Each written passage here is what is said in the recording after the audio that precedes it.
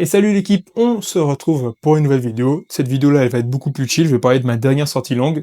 Je pense peut-être que je mettrai des trucs à l'écran, des petites séances de course à pied, des petites vidéos course à pied que j'ai, ça peut être assez cool.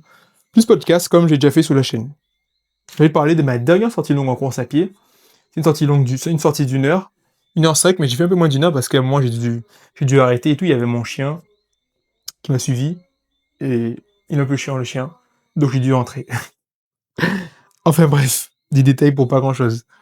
Ouais, quand même, j'ai quand même couru 1 heure, voilà. Sortie longue d'1 heure. Que j'avais envie de dire, c'est que cette sortie longue, je trouve qu'elle essaye bien passer. J'en avais parlé dans les vidéos précédentes, mais je trouvais que durant mes footings, durant mes séances, comme la sortie longue, mes séances en endurance fondamentale, où je dois vraiment rester en zone 2, du coup, généralement moins de 75%,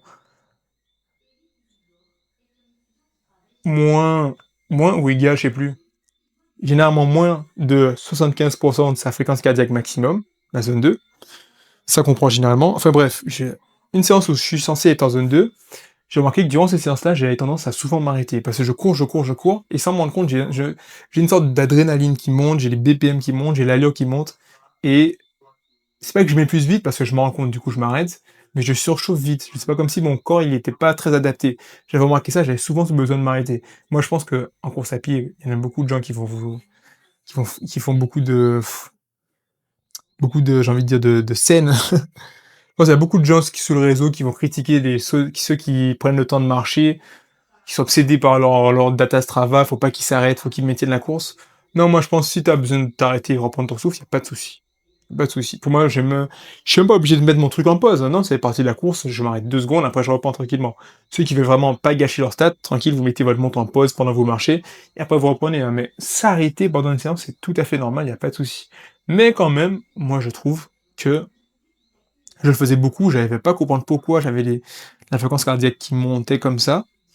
Enfin, j'avais l'impression, c'est plus que la fréquence cardiaque, je deviens vite inconfortable quand je commence à courir le plus en plus longtemps, quoi. Quand ça fait 10 minutes que je me suis arrêté, 15 minutes, 20 minutes, là, je sens que ça devient très inconfortable. J'ai besoin de m'arrêter. Du coup, il y a même des endroits stratégiques, parce que je cours presque au même endroit tout le temps, surtout quand c'est des footings sur route normaux, pas des trails.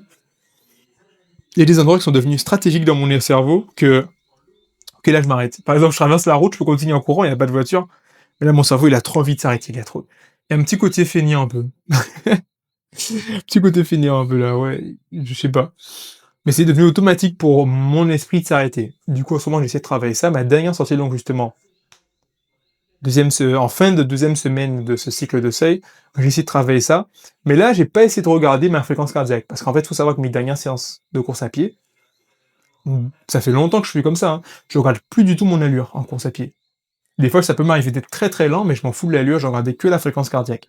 Et dès que la fréquence cardiaque montait trop, ben, je m'arrêtais pour marcher, en fait. Je me dis, bon, ben, je suis plus en zone 2, ça sert à rien. Mais là, j'ai senti que, ok, cette allure-là, c'était presque dans les 8 minutes, dans les 8 minutes le kilomètre, cette allure-là, je me sentais fluide, je me sentais bien. Certes, les BPM montaient un peu, peut-être un peu trop. Si t'es titilleux avec ta fréquence cardiaque, et que tu veux vraiment pas que ça dépasse le seuil zone 2, bon, il y en a qui diront que c'est pas ouf, mais je trouve que ça montait un peu trop haut, un peu beaucoup. Après, la température cette journée-là joue aussi. Il faisait un peu chaud. Surtout qu'il fait chaud en ce moment, les vacances d'été. Ouais, du coup, qu'est-ce que je disais? Ok, durant cette séance-là, ma fréquence cardiaque était peut-être, des fois elle montait peut-être un peu trop haut pour la zone 2, mais j'étais vraiment confortable, j'avais une allure régulière, une démarche que je trouvais une foulée, pardon, que je trouvais assez bien. Bon après, la foulée, tu penses que tu cours bien, mais quelqu'un va te filmer, tu vas te trouver dégueulasse. C'est la réalité du truc. Mais bon, ma foulée, je la trouvais agréable, je me sentais bien. La séance, j'avais pas envie de m'arrêter, c'était fluide. Et là, je me suis dit, putain, mais si je prends une formule, parce qu'il y a beaucoup de formules pour calculer sa zone 2. Là, on va me dire que je suis en zone 2.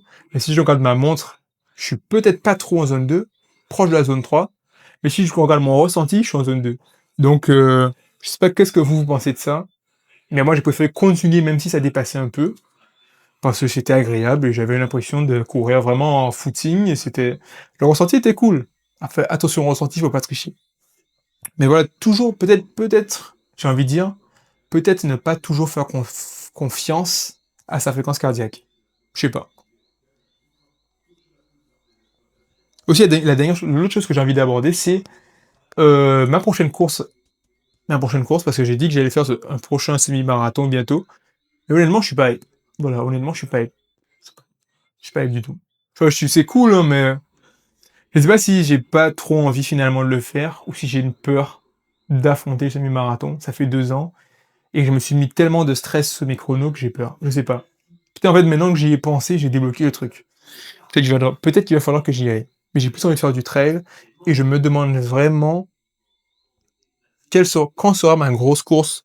Parce que comme j'ai dit dans les précédentes vidéos, ma dernière grosse échéance en course à pied, c'était un 40 km nocturne que je n'ai pas pu finir, faute de blessures. Faute de blessures et de péripéties vraiment amusantes. Et là, je me demande, c'est quand que je pourrais retenter ma chance. Et surtout que j'ai vraiment envie de, comme je l'ai dit sur la chaîne, je travaille énormément mon esprit. J'ai une obsession pour la maîtrise de l'esprit, la maîtrise de la force, j'ai envie de dire. Il y en a qui vont dire que je suis dans Star Wars, là. Mais en fait, l'idée de dépasser mes limites m'intéresse énormément. Et du coup, je me demande quel serait le meilleur moyen. Est-ce que je dois forcément, pour cela, m'inscrire à un ultra trail? Parce qu'à la base, c'est ça, ma longue vision. Ah, j'hésite à prendre mon temps ou à foncer sur la première course difficile que j'ai vue que je vois.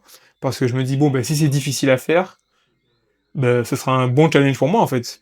Ah, je sais pas si je dois prendre mon temps, trouver quelque chose qui a du sens pour moi, une course qui a du sens pour moi, et en même temps prendre le temps de progresser, ou si je dois foncer sur la première échéance possible, la première occasion de m'exposer.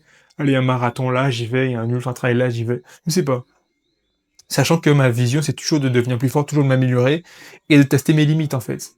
Donc j'ai un sentiment, j'ai une envie de revanche actuellement, de revanche et de dépassement, mais je suis un peu perdu sur comment, en fait, je dois mettre ça en place. Je sais pas si vous allez comprendre ça, franchement, parce que même moi je comprends pas mon délire.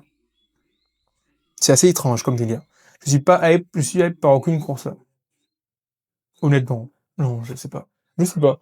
Je sais pas qu'est-ce que vous en pensez, comment vous gérez ça. Est-ce que vous, ça vous est déjà arrivé de vouloir devenir meilleur, mais de pas savoir comment le faire? Surtout, moi, il y a vraiment ce côté physique, dépasser mes limites, dépasser le mental. J'allais te montrer qu'avec un mental, on peut faire n'importe quoi. On peut faire n'importe quoi, mais on peut aller à des endroits, des zones qu'on pense inimaginables à la base. J'allais te montrer qu'on peut réussir peut-être n'importe quelle course juste avec le mental, en fait. Je sais pas. Et du coup, dans cette optique-là, est-ce que je dois prendre le premier truc difficile qui me vient à la tête et foncer dedans? Maintenant que j'y pense, peut-être que je devrais arrêter de me poser des questions et d'y aller, choisir une option. Et que je réussisse. Si je réussis, c'est bien. Si je me casse la gueule, ben c'est bien aussi parce que je vais apprendre. Je vais apprendre peut-être qu'il fallait prendre son temps ou qu'il fallait pas prendre son temps. Je sais pas, je sais pas. Enfin bref, c'est la réflexion du jour sous mes dernières séances en course à pied. N'hésitez pas à me dire ce que vous en pensez dans les commentaires et on se retrouve pour une prochaine vidéo. Je vous kiffe.